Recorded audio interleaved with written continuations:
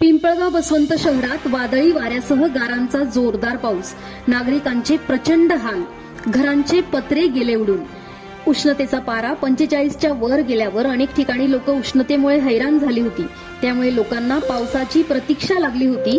मात्र शुक्रवार दिनांक 7 रोजी सायंकाळी 5 वाजेच्या दरम्यान झालेल्या वादळी वाऱ्यासह गारांच्या पावसामुळे जनजीवन विस्कळीत झाले आहे।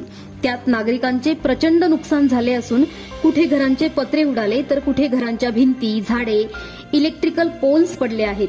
काही नागरिकांना उघड्यावर मुक्काम करण्याची नामुष्की या पावसाने ओढवली असून प्रशासनाने लक्ष देण्याची मागणी यावेळी नागरिकांकडून करण्यात येत आहे।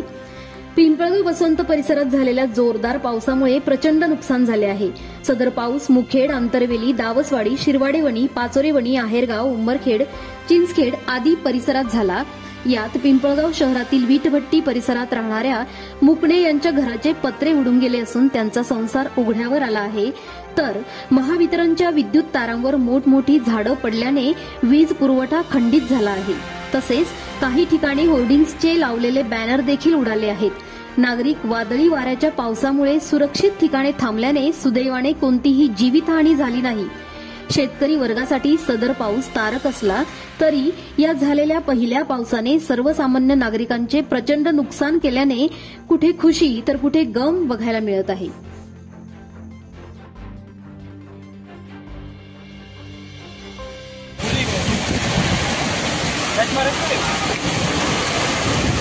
पकड़ पकड़ पकड़। अरे बाप,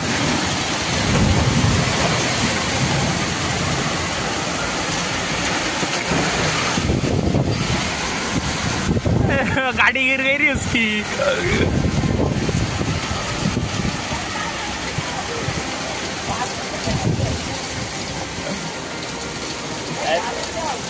किधर क्या गिर गया झाड़? भर्ती का रखे ऐसा? हाँ?